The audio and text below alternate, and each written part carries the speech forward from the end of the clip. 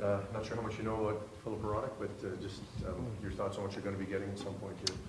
Yeah, we're really excited. You know, he's a top 4 defenseman, but he's got 38, 40 points. He's got a bomb from the point. You know, just a piece that we need, a right-hand defenseman that can play in your top 4, 22-minute type of guy. I think we're fortunate to get him. Do you have any idea on the timeline? 4? For getting him back, he's hurt right now. No, I have no idea. We got to get to our doctors and stuff like that. It's not serious, but I think we got to evaluate, and then we'll go from there. Do you know, like, when does he get in for that process to begin, sort of? Next, what was it, Thursday? This weekend he'll be in. I don't know the exact day, but and then he'll go through our evaluation. What does it mean to you as a coach, Rick? You probably have some say in shaping your roster, but to get a guy like Hronek, where you're trying to kind of retool what you have here and reconstruct it, but to get a credible guy to move that process forward, what does it mean to you as a coach? Well, it's big. You know, I'm trying to implement a few things. Obviously, I want to play a faster style of play.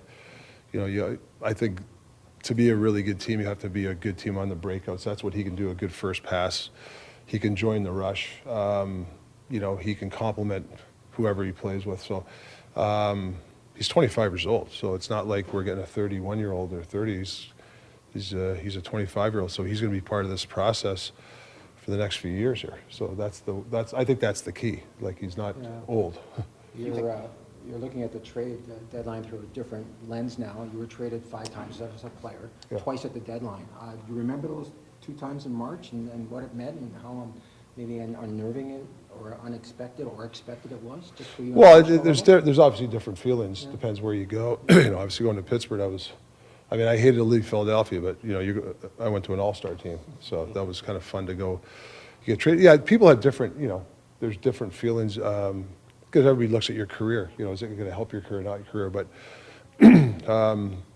you know, he's a type of guy that I think he's excited to join. Like, you know, he's going to a situation where he's going to play with some good players, and what we're trying to implement here.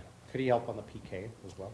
Yeah, absolutely. You know, you know, I know as an assistant coach in the year we won in Pittsburgh, you know, we didn't have a huge defense, but we defended really quick, and we had puck possession. That's how when you don't have big, huge defensemen, you know, like some teams do, you defend other ways. So there's different ways to win. When you have 2 puck movers like that, do you want them playing with just like stay-at-home defensemen, or do you think you can have success with them together? I don't know. That's a good. I don't know. We haven't really checked the pairs out, but you know, I'm open for anything. All I know is guys like, you know, Pedersen and Kuzi and Miller and those guys, you know, they want to play with the guys who are going to get the puck up to them quick. So wherever they go, we have another guy that can do that for us. He's had a lot of success in the power play, so yeah, he's got a bomb. Quinn's your guy, so how do you use them both, or do you put one on two? Well, it's good options. It's good firepower. You know, you could say it strengthens if he's a second unit guy, he strengthens that. You know, do you find him on the first unit? Where do you put him? I know he's got a rocket, so you always want that guy up top to have a rocket. But he also, because Husey, I mean, the guy's got 50 assists. The guy can find anybody. So it's a good problem for a coach to have. Do you have an update on JT Miller? He felt good today. I don't know game time status. We've met a lot of players, new players, either by trade, either by injury, to work your system into. How challenging is it for the guys, maybe for the dozen guys who've been there all the time, to have a new guy in all the time and try to be consistent? Yeah, a lot more individual or smaller group meetings. I always feel when you have a lot of players coming your way, instead of, you know, and I've been doing team meetings, don't get me wrong, it's been more individual or smaller group meetings. I always felt that's easier to get to certain players, to get them up to speed on your system.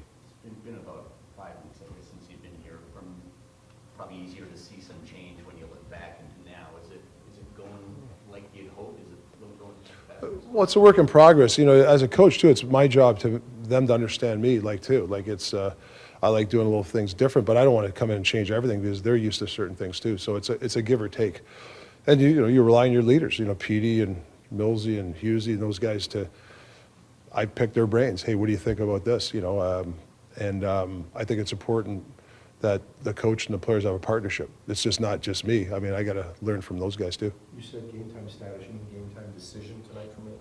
Yeah. What's your impression of the Wild so far? You've been watching them recently.